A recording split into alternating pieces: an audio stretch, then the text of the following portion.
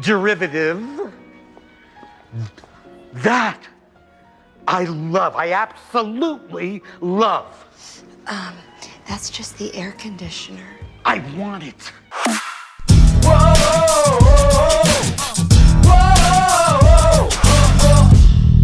What's up, everybody? Jared here with another good old movie review from Netflix. So I checked out their latest film from Jake Gyllenhaal, Velvet Buzzsaw. After paintings by an unknown artist are discovered, a supernatural force enacts revenge on those who have allowed their greed to get in the way of art. So does Netflix have another winner on their hands?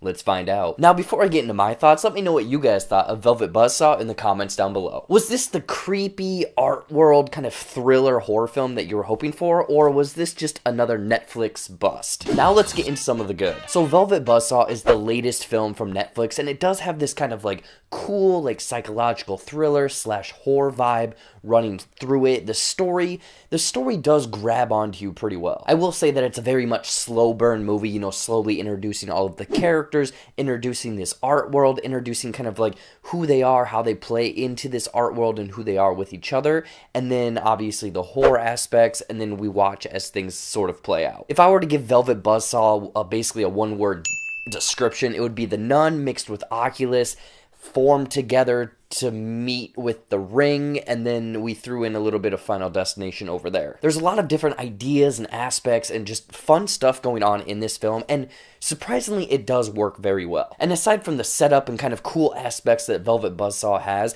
I will say that this ensemble cast, you know, it's pretty well. This is a solid cast. Obviously Jake Gyllenhaal, John Malkovich, Rene Russo, Toni Collette, you know, there's a bunch of other names in this movie, and the thing is there isn't really, I would say maybe Jake Gyllenhaal is the main character, but each of them has their time to shine. They each have their own kind of like unique personality that plays into this overall, you know, art world kind of weird, just, you know, horror film that we haven't really seen before. I won't say anyone was really the standout. Each of them, you know, like I said, has their spot in the spotlight, and they do what's asked of them. Now, getting into the negatives, Velvet Buzzsaw, the plot, the through lines, just nothing really fully clicked for me. I mean, it has these maybe 3 or 4 different kind of through lines playing throughout the movie. You know, like it's this art world, there's poaching of these art world people, there's like this broken relationship aspect, and then there's also this aspect of these evil presence in these paintings and paintings that need to be destroyed. And the thing is,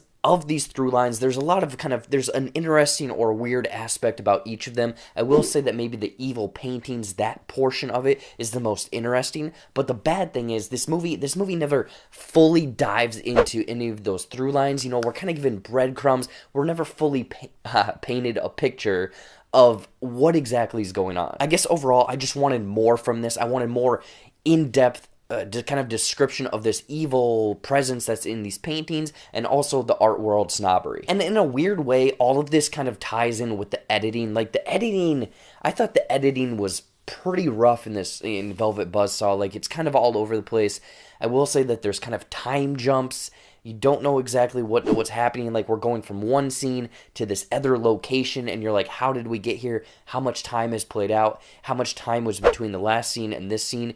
And also kind of things like, one example is Jake Gyllenhaal mentions that he's seen a lot of things. He's seen things that aren't there. But before he has said this in the movie, it's never shown any evidence or even one scene or even one little aspect that he has been seeing things. I mean, are we supposed to infer that all of this stuff has been happening, you know, over there off screen? Like, it just, as a viewer, it kind of made you feel like you were piecing together all of these missing blocks. And lastly, this is a personal thing. This kind of ties into the art world critic personality. The kills in Velvet Buzzsaw were uninspired, lacked creativity. The writers took no risks.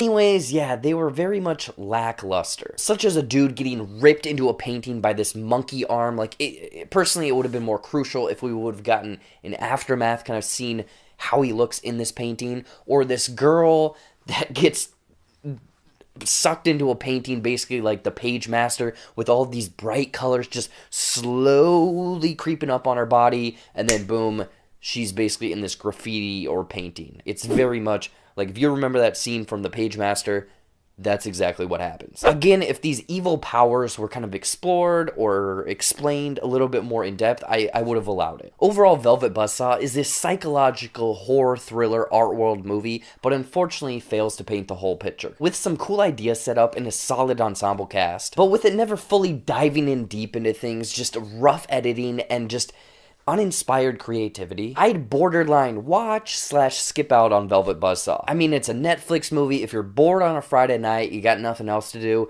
go ahead and turn it on. In closing, I'm gonna give Velvet Buzzsaw 2.7 out of 5 elegant paintings.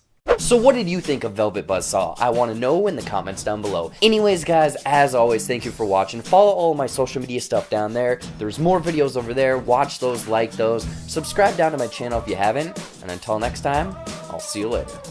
The kills in Velvet Buzzsaw